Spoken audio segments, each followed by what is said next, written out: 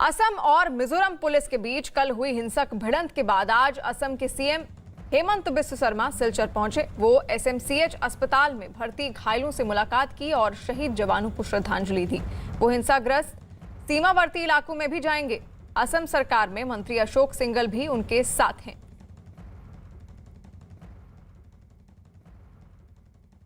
और असम और मिजोरम पुलिस के बीच कल हुई हिंसक भिड़ंत के बाद आज असम के सीएम हेमंत बिस्व शर्मा सिलचर पहुंचे, जहां उन्होंने घायल पुलिसकर्मी उनका हालचाल जाना।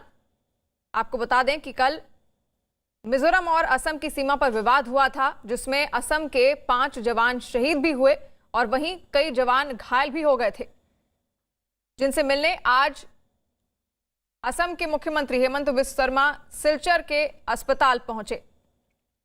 उन्होंने एसएमसीएच अस्पताल में भर्ती घायलों से मुलाकात की और शहीद जवानों को श्रद्धांजलि भी दी। वो हिंसाग्रस्त सीमावर्ती इलाकों में भी जाएंगे। असम सरकार में मंत्री अशोक सिंघल भी उनके साथ मौजूद रहे।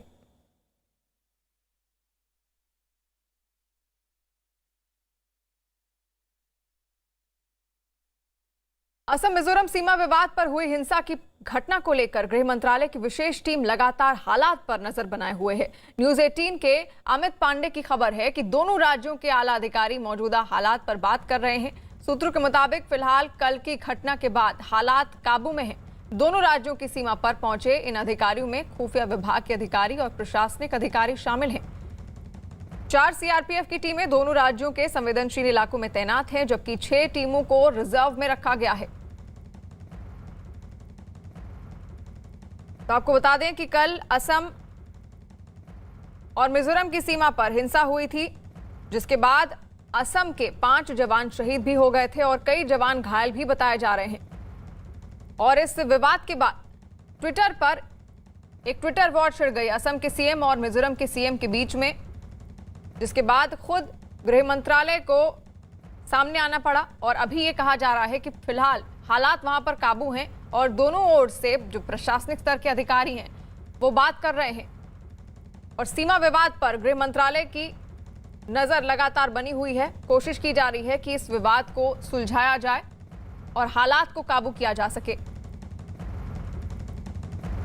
और आज असम के सीएम हेमंत बिस्व शर्मा सिलचर भी पहुंचे हैं, जहां पर जो घायल पुलिसकर्मी हैं उनका इलाज किया जा रहा है। उनसे मुलाकात करने आज वो सिलचर पहुंचे, क्योंकि कल जो सीमा विवाद हुआ था मिजोरम और असम की सीमा पर, वहां पर असम के 5 जवान घायल हुए और 5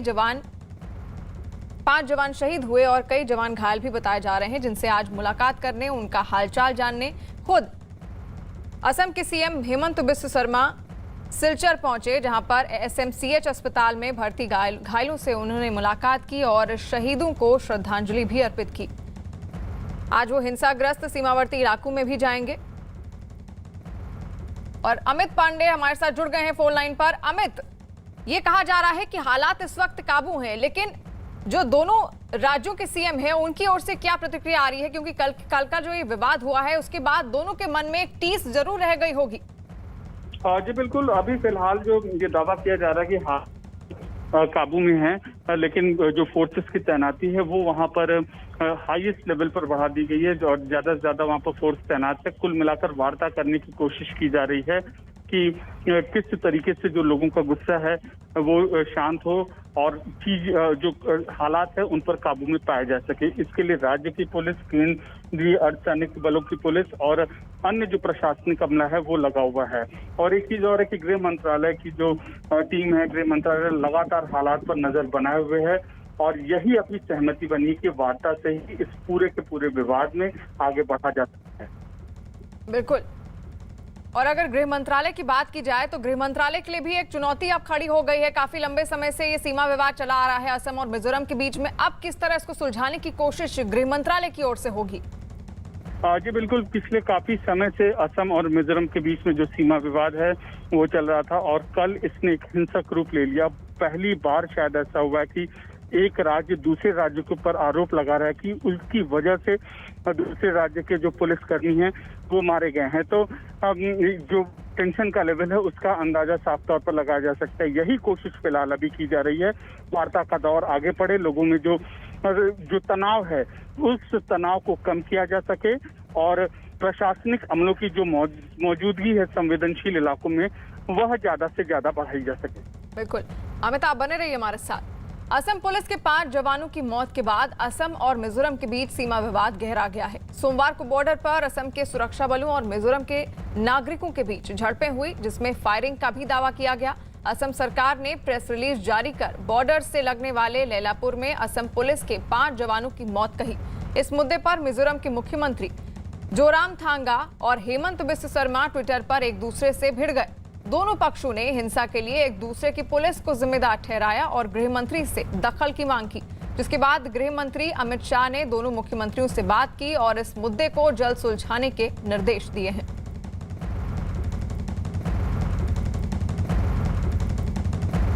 शायद पहली बार ऐसा हुआ है जब 2 राज्य के बीच आमने सामने उनकी ही सिक्योरिटी फोर्सेस भिड़ गई थी, जिसके कारण सिर्फ यही नहीं असम पुलिस को नुकसाने भी हुई, जिसके और 5 जवान शहीद भी हुए और 40 से भी ज़्यादा घायल हुए हैं।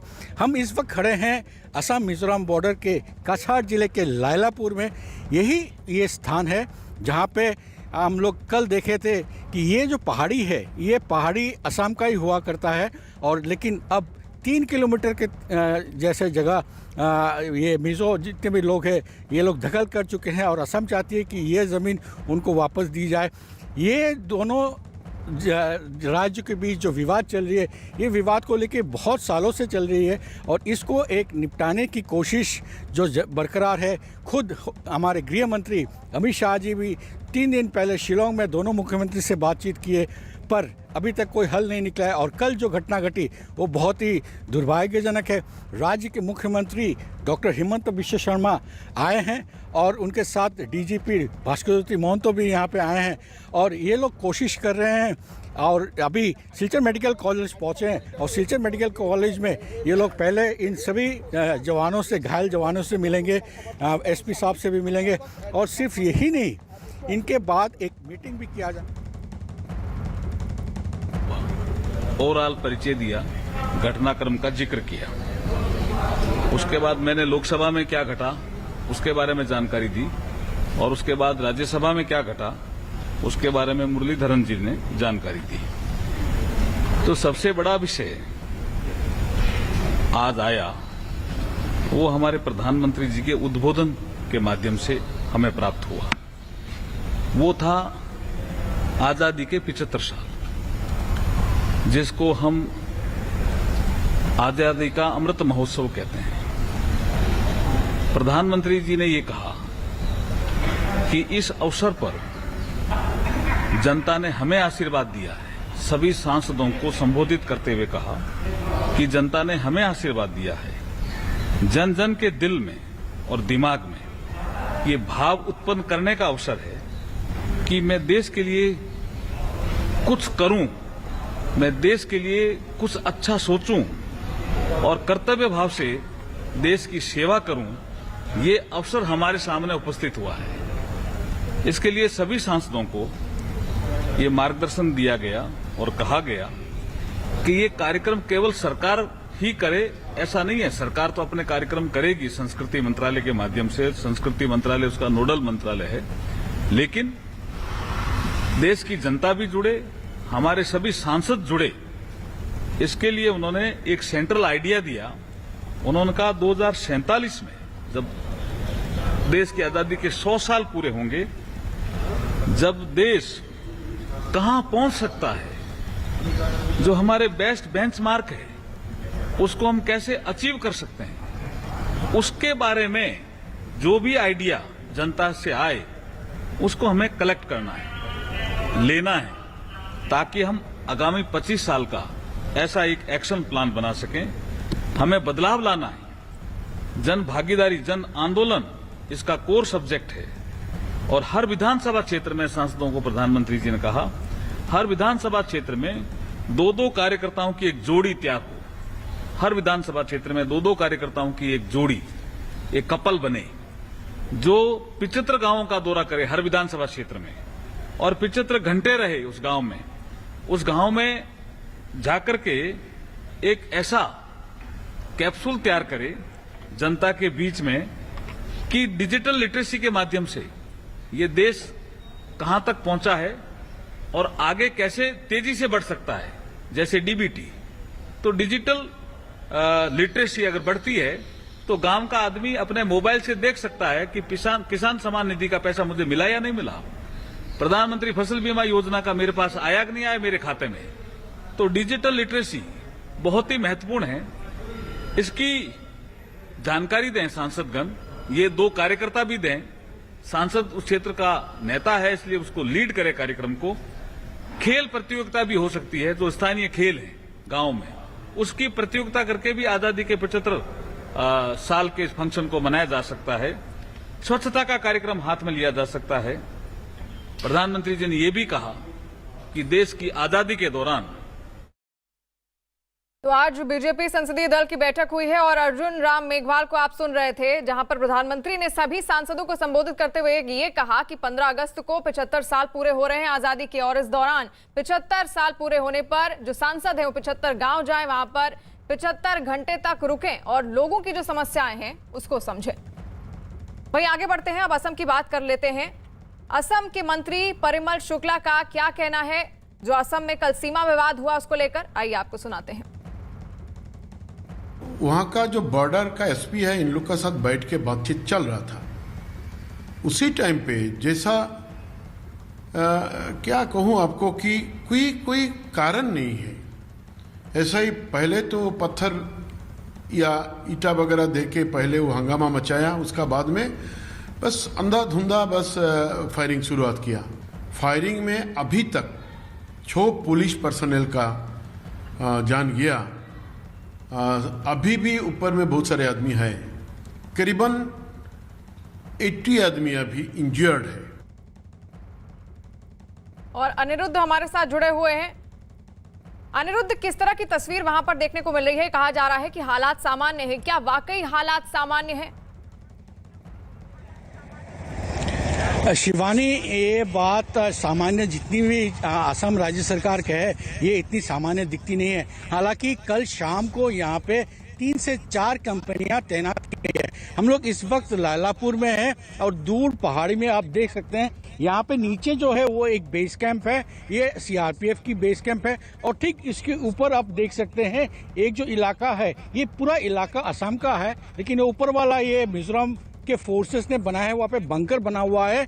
इन लोग एडवांटेजियस पोजीशन में, क्योंकि ऊपर से नीचे कल जो घटना घटी है, ये लोग ऊपर में थे, ऊपर से फायरिंग करने के कारण 5 जवान शहीद हुए हैं और सिर्फ यही नहीं, 40 से भी ज्यादा गंभीर रूप से घायल हुए हैं। हम लोग इस वक्त देख सकते हैं यही नेशनल हाईवे, ट्रक, ऑयल की गाड़ियां, ये सब जा रही है। अगर असम सरकार, कल कुछ लोग यहाँ पे कह रहे थे कि इकोनॉमिक ब्लॉकेट करने की सोच रहे हैं, अगर इकोनॉमिक ब्लॉकेट किया जाता है तो मिजोरम को काफी नुकसान का सामना करना पड़ेगा। इस वक्त हम जब बात कर रहे हैं, उसी दौरान एसपी ऑफिस के बाहर 5 शवों को रखा गया है, इनको श्रद्धांजलि दी जाएगी और थोड़ी देर बाद एक मीटिंग के बाद ही प्रेस को संबोधित करने वाले हैं मुख्यमंत्री डॉक्टर हेमंत बिश्व शर्मा। शिवानी, बिल्कुल, क्या वहां पर फोर्स बढ़ाई गई है? क्योंकि कल जिस तरह सीमा विवाद हुआ और 5 जवान भी असम के वहां पर शहीद हो गए थे, बाकी कई ऐसे जवान थे जो घायल हुए थे, तो क्या उसके बाद स्थिति को और नियंत्रण में रखने के लिए फोर्स वहां पर बढ़ाई गई है? अनिरुद्ध, बिल्कुल सही शिवानी, फोर्स बढ़ा दी गई है। वही कह रहा हूं कि 3 से 4 कंपनियां कल शाम को और आज सुबह तैनात की गई है। हम लोग मीडिया को आगे जाने नहीं दिया जा रहा है, क्योंकि अगर परिस्थिति खराब होती है तो कंट्रोल करना बहुत मुश्किल हो जाता है। आम जनता को भी जाने नहीं दिया जा रहा है। सिर्फ एसेंशियल्स गाड़ियां, जितनी ये नेशनल हाईवे है, इसी के ये से असम से मिजोरम में सब जितनी भी जरूरत की सामग्री है यहाँ से जाना होता है। और इसके साथ साथ ही आप देख सकते हैं पीछे जो कैंप्स है, कैंप में तैनात है सिक्योरिटी फोर्सेस को तैनात की गई है। सिर्फ एक ही जगह नहीं है, ऐसे बहुत सारे इलाके हैं दूसरे साइडों में। ये असम का ही जमीन है, 3 किलोमीटर, 4 किलोमीटर, 5 किलोमीटर दूर तक असम का सीमा है। एक जमाने में सीमा हुआ करता था, इन लोगों ने पिलर उखाड़ के फेंक दिया है। लेकिन वही अभी बातचीत का साथ 3 दिन पहले ही गृह मंत्री अमित शाह जी शिलोंग में दोनों मुख्यमंत्री के साथ बैठ के बात किए हैं। लेकिन इन बातचीत के बाद ऐसा जो घटना घटती है, शिवानी ये भी कह दूं, कल जब बातचीत यहाँ पे एसपी कछाड़ और यहाँ पे और आईजीपी असम और कोलासिब, ये बगल वाला डिस्ट्रिक्ट जो मिजोरम का है कोलासिब के एसपी बैठे हुए थे, बातचीत कर रहे थे कि शांति कैसे बहाल की जाए। लेकिन इसी दौरान हम भी 10-15 किलोमीटर की दूरी पर ही खड़े थे जब ये टीयर गैस दोनों तरफ से शुरू हुआ। इसके बाद ही फायरिंग ऊपर से मिजो फोर्सेस जो पीछे खड़े हुए थे इन लोगों ने शुरू कर दी और इसके कारण 5 असम पुलिस के जवानों को शहीद हुए होना पड़ा और 40 से भी ज्यादा घायल हुए हैं। शिवानी जी अनिरुद्ध, वहीं असम के सीएम हेमंत बिस्व शर्मा ने एक वीडियो शेयर किया जिसमें मिजोरम पुलिस के जवानों के जश्न मनाते हुए दिखाया गया है। असम के मुख्यमंत्री हेमंत बिस्व शर्मा ने वीडियो को शेयर करते हुए लिखा, असम के 5 पुलिसकर्मियों की हत्या और कई को घायल करने के बाद मिजोरम पुलिस और गुंडे ऐसे जश्न मना रहे हैं, दुखद और भयावह।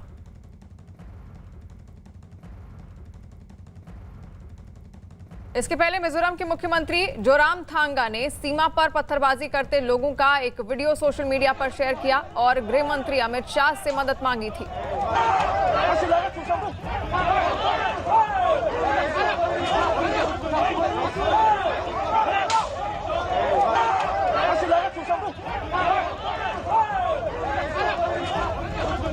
अमित पांडे हमारे साथ लाइव जुड़ गए हैं। अमित, जहां पर दोनों जगह पे विवाद जरूर हुआ, सीमा विवाद काफी लंबे वक्त से विवाद चला आ रहा है, लेकिन जो ट्विटर वॉर छिड़ा उसके बाद एक वीडियो शेयर किए गए दोनों राज्यों के मुख्यमंत्रियों द्वारा।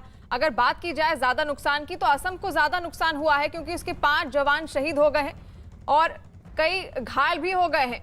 तो अमित, ऐसे आपको क्या लगता है कि अगर बातचीत का क्या रास्ता निकल पाएगा? क्या जो असम के मुख्यमंत्री हेमंत बिस्व शर्मा, क्योंकि असम को ज्यादा नुकसान हुआ है, तो क्या वो बातचीत के लिए तैयार होंगे? क्या ये पूरा विवाद सुलझ सकता है? अमित, देखिए, इसमें कोई दो राय नहीं है कि जो नुकसान हुआ है 5 पुलिस कर्मियों का शहीद होना, ये बहुत बड़ी बात होती है। संभवतः हाल ही के दिनों में किसी दूसरे राज्य के सुरक्षा कर्मियों की गोली से किसी अन्य राज्य के सुरक्षा कर्मियों का शहीद हो जाना, ये पहली बार सुनने को मिला है हाल ही के दिनों में। और अब जो इसमें way out way forward ahead लग रहा है कि बातचीत का ही मुद्दा इसमें सामने लग रहा है कि बातचीत से ही पूरे मुद्दे का हल निकाला जा सकता है। इसीलिए गृह मंत्री अमित शाह ने कल दोनों राज्यों के मुख्यमंत्री से बात की और उसके बाद जो गतिविधियां हैं वो वहां पर साफ तौर पर उस बॉर्डर पर देखी जा सकती है। दोनों राज्यों के आला अधिकारी हैं वह सीमा पर पहुंच चुके हैं और गृह मंत्रालय की विशेष टीमें लगातार यहाँ पर मौके हालात पर नजर बनाए हुए है, पल पल की जानकारी ले रही है। 4 से 5 सीआरपीएफ की कंपनियां इलाके में तैनात है। इसके अलावा 6 कंपनियों को रिजर्व में रखा गया है। तो एक विस्तृत खाका तैयार किया गया है और यही सहमति बनी है कि बातचीत से ही इस पूरे के पूरे मामले को आगे बढ़ाया जाएगा। और इस बात की भी हम पूरी उम्मीद कर सकते हैं कि आज मिजोरम और असम के जो सांसद हैं, इसकी जो चर्चा है वो संसद में भी करने की ये मांग उठा सकते हैं और हमें ये उम्मीद हमें करनी चाहिए कि थोड़ी देर में इस मुद्दे पर संसद में भी हमें इसकी गूंज सुनाई देगी। बिल्कुल, बहुत शुक्रिया अमित और अनिरुद्ध हम तक तमाम जानकारियां पहुंचाने के लिए। बड़ी खबर राजकुंद्रा से जुड़ी हुई, अश्लील फिल्मों से जुड़े विवादों में घिरे राजकुंद्रा की आज कोर्ट में पेशी हुई है। मुंबई पुलिस राजकुंद्रा की पुलिस हिरासत बढ़ाने के लिए कोर्ट से मांग कर सकती है। आज पेशी होने वाली है राजकुंद्रा की पुलिस रिमांड आज खत्म हो रही है। क्राइम ब्रांच के मुताबिक अभी भी फाइनेंशियल और टेक्निकल एंगल पर राजकुंद्रा से पूछताछ करनी है। इसके अलावा न्यूज 18 के दिवाकर सिंह की खबर है कि पुलिस को राजकुंद्रा की सीक्रेट अलमारी से जो 51 वीडियो मिले हैं उसकी जांच भी शुरू हो चुकी है। खबर यह भी है कि इस मामले में राजकुंद्रा के 4 कर्मचारी गवाह बनने को तैयार हैं। क्राइम ब्रांच के सूत्रों के मुताबिक इस मामले में फरवरी में मामला दर्ज होने के बाद मार्च में कुंद्रा ने अपना फोन ही बदल दिया था ताकि कोई भी डेटा रिकवर ना हो सके। और पारस धामा हमारे साथ जुड़ चुके हैं लाइव। पारस, अब शिकंजा कसता हुआ दिख रहा है, आज कोर्ट में पेशी है और क्या कुछ जानकारी निकलकर सामने आ रही है? क्या पुलिस रिमांड बढ़ सकती है अब राजकुंद्रा की? आज का दिन जो है वो बहुत महत्वपूर्ण है इस पूरे मामले में, क्योंकि राजकुंद्रा के खिलाफ जितने सबूत क्राइम ब्रांच ने जुटाए हैं वो बहुत ज्यादा हैं। हर रोज एक नया पहलू खुल के सामने आता है जहां पर राजकुंद्रा की मुश्किलें बढ़ती हुई दिखती है। जिस तरीके से क्राइम ब्रांच ने उनके ऑफिस में छापा मार के एक सीक्रेट अलमारी ढूंढ निकाली थी, उसके अंदर से ऐसी बहुत सारी चीज मिली है जो बहुत महत्वपूर्ण है इस पूरे मामले में। उसी के लिए आज सबसे महत्वपूर्ण दिन है, क्योंकि कोर्ट में 2 पेशियां हैं। आज 2 हियरिंग्स होने वाली हैं, जहां एक हाईकोर्ट में हियरिंग है जहां पर अपनी राजकुंद्रा ने अप्लाई किया हुआ है कि उनको अवैध तरीके से क्राइम ब्रांच के अधिकारियों ने गिरफ्तार किया, एक वो है। और दूसरी तरफ क्राइम ब्रांच आज पूरी तरीके से कोशिश करेगी कि राज कुंद्रा की किसी तरह जो है रिमांड बढ़ा दी जाए और बढ़ा नहीं जाए, क्योंकि और भी ऐसे अनसुलझे पहलू हैं इस पूरे मामले में जो सुलझाना बहुत ज्यादा जरूरी है। कुछ एंगल्स हैं, फाइनेंशियल एंगल्स भी सामने आए हैं जिसकी तहकीकात करना बहुत जरूरी है। और उसी के बीच जो डॉक्यूमेंट्स मिले हैं तिजोरी में से, जो सीक्रेट तिजोरी क्राइम ब्रांच ने ढूंढ निकाली थी उनके दफ्तर से, उसमें से भी कुछ ऐसे वीडियोस मिले हैं जो बहुत ज्यादा जरूरी हैं जिसको इन्वेस्टिगेट करना। इसी के लिए क्राइम ब्रांच आज पूरी कोशिश करेगी कि किसी तरह से राज कुंद्रा की पुलिस कस्टडी को बढ़ाया जाए। बिल्कुल, क्राइम ब्रांच की तो यही कोशिश होगी कि किसी तरह पुलिस कस्टडी बढ़े। लेकिन जो 4 कर्मचारी पारस पकड़े गए थे उन्होंने राज कुंद्रा के जितने भी राज हैं, कि अब तक क्या कुछ राज खोले हैं उन्होंने राज कुंद्रा के? ये जो 4 राजदार हैं वो बहुत महत्वपूर्ण है उस पूरे मामले में, क्योंकि यही 4 राजदार हैं जिन्होंने राज कुंद्रा की बहुत सारी ऐसी चीजें हैं जो सामने लाई है। इस पूरे मामले में राज कुंद्रा के कुछ ऐसे राजदार थे जिन्होंने पहले भी राज खोले थे। जिस तरीके से उमेश कामत ने बहुत सारी चीजें बताई थी, वैसे ही उनके IT हेड जो रायन जॉन थॉट थे उन्होंने भी बहुत सारी ऐसी चीजें बताई थी। ऐसे में ये जो 4 लोग हैं, 4 कर्मचारी हैं, वो बहुत ज्यादा महत्वपूर्ण होने वाले हैं। ये जो पूरा आज मामला है, पूरी आज पेशी है, उसमें इन 4 लोगों को भी बहुत एक महत्वपूर्ण रोल होगा, जहां पर जब क्राइम ब्रांच राज कुंद्रा की कस्टडी को बढ़ाने की मांग करेगी उसमें बहुत सारे साक्ष्य भी रखे जाएंगे, बहुत सारी ऐसी डिटेल्स हैं, बहुत सारे ऐसे सबूत हैं जो कोर्ट के सामने रखे जाएंगे, जिसकी वजह से क्राइम ब्रांच जो है इनकी राज कुंद्रा की PC को बढ़ा सके, पुलिस कस्टडी को बढ़ा सके। बहुत ज्यादा जरूरी है क्योंकि क्राइम ब्रांच और भी पूरे एक्सेप्ट बहुत सारी ऐसी चीजें हैं जिनको जांचना चाहती है, जिनकी पड़ताल करना चाहती है। श्री प्रधानमंत्री जी के नेतृत्व में जब 2014 में सरकार बनी, प्रदेश के यशस्वी प्रधानमंत्री जी किसानों के कृषि लागत को घटाने के लिए और जमीन की उर्वरक शक्ति बनी रहे उसको बढ़ाने के लिए और भूगर्भ जल दूषित न हो, इसके लिए 2014 और 15 में किसान सॉयल हेल्थ कार्ड योजना की शुरुआत की। और माननीय प्रधानमंत्री जी के नेतृत्व में 2014 और 15 में 10 करोड़ 50 लाख से ज्यादा किसान सॉयल हेल्थ कार्ड बने, जिसके कारण हम किसान के जमीन की कृषि भूमि का ठीक से जानकारी ले पाए कि किसी भूमि में क्या किसकी आवश्यकता है, किस कीटनाशक की कितनी आवश्यकता है और कितनी फसल हो सकती है। मैं माननीय मंत्री जी से जानना चाहता हूं कि किसान सॉयल हेल्थ कार्ड बनने के बाद देश में क्या कीटनाशक का उपयोग घटा है, इसको लेके कोई अध्ययन कराया गया है क्या? यह अध्ययन कराने पे सरकार विचार कर रही है, क्योंकि 2017-18 में 15 करोड़ से ज्यादा किसान सॉयल हेल्थ कार्ड बन चुके हैं।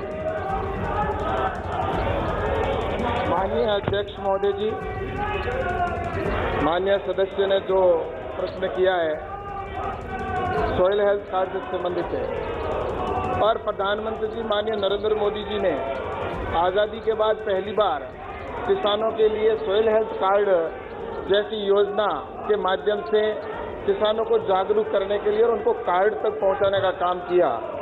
और उसके लिए लगभग जो कार्ड सॉयल हेल्थ कार्ड है वो 2 फेज के अंदर किसानों तक पहुंचे, और पहले फेज में लगभग 11 करोड़ और दूसरे फेज के अंदर लगभग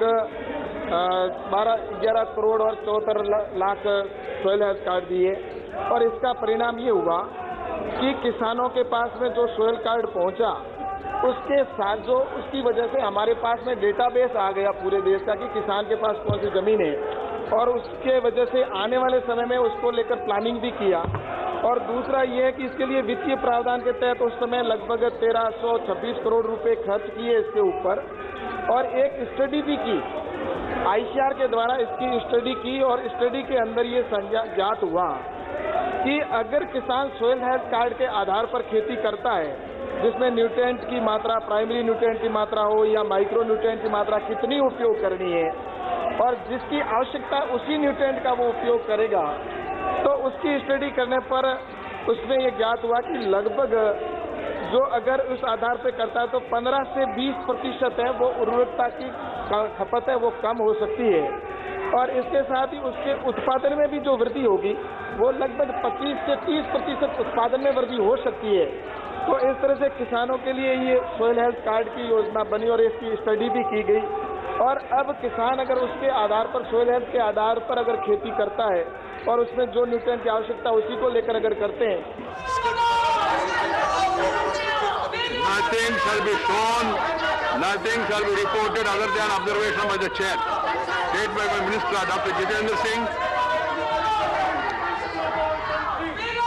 Gentlemen, sir, with your kind permission, I rise to lay the statement regarding the status of implementation of recommendations contained in the 333rd report of the Department-related Parliament Standing Committee on Science and Technology, Environment, Forests and Climate on detailed demands for March 2020-21 pertaining to the Ministry of Earth Sciences. Mask, where is your mask? You are harming yourself and harming others. Rajya Sabha, dated 24th of September 2004, under Rule 266 of the Rules of Procedure and Conduct of Business in the Council of States. The status as per the lecture which is laid on the table of the House. Nirava, Sushil Kumar Modi.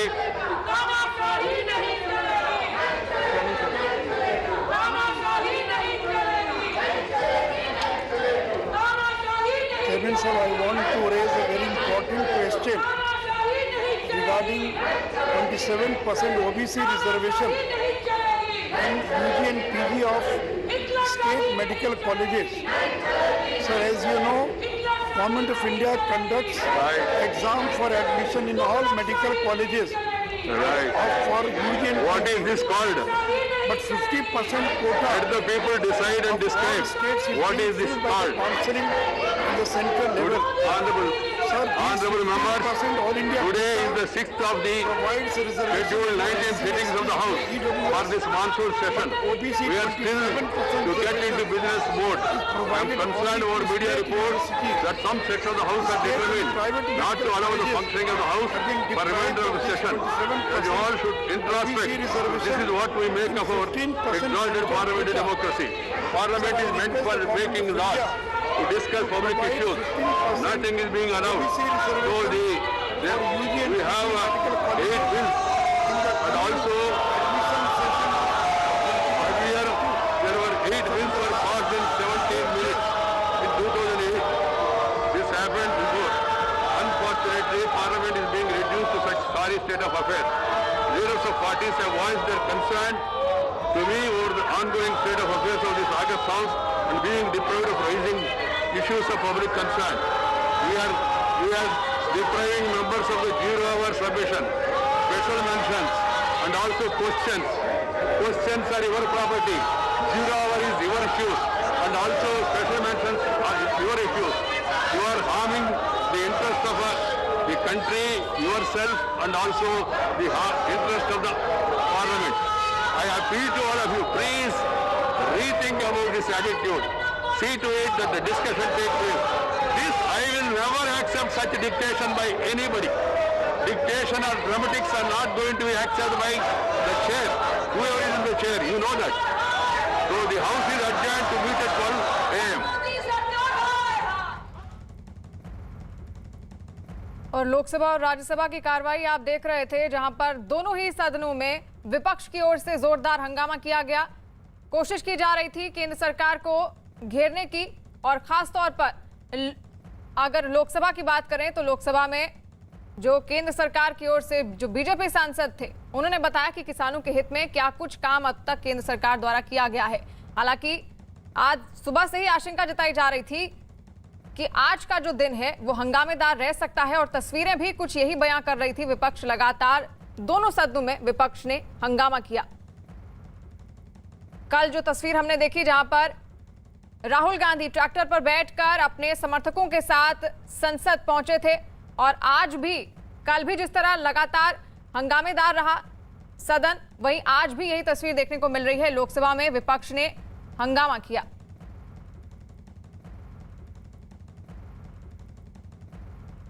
Tokyo Olympics की medal tally में America, चीन और Japan के बीच टक्कर देखने को मिल रही है। भारत के लिए एथलीट मीराबाई चानू ने वेटलिफ्टिंग में सिल्वर मेडल जीता। उसके बाद भारत के नाम अभी तक कोई दूसरा मेडल नहीं आया है, और ये टैली है जहां पर अमेरिका सबसे ऊपर है, उसके बाद जापान, यानी कि अमेरिका और जापान में टक्कर देखने को मिल रही है। और भारत ने स्पेन को हराया है, जहां पर हॉकी में आज मैच हुआ। भारत के 3 मैच में 6 अंक हैं। भारतीय हॉकी टीम पूल ए में दूसरे नंबर पर है। 29 जुलाई को अर्जेंटीना से मुकाबला है। भारतीय हॉकी टीम ने स्पेन को 3-0 से रौंदा है। गोल रुपिंदर पाल। और ये अब 10 meter air pistol mixed team में भारत को हार का सामना करना पड़ा है, जहां पर आपको बता दें 7वें स्थान पर रही सौरभ और मनु की टीम। और अचंत, शरद, कमल, उनको भी हार का सामना करना पड़ा है। चीन के मालोंग ने 4-1 से उन्हें हरा दिया है। 2016 के गोल्ड मेडलिस्ट से वो हारे हैं। चीन के मालोंग से 4-1 से उनको हराया। टेबल टेनिस के वो खिलाड़ी हैं अचंत, शरद, कमल, जिन्होंने हार का सामना किया।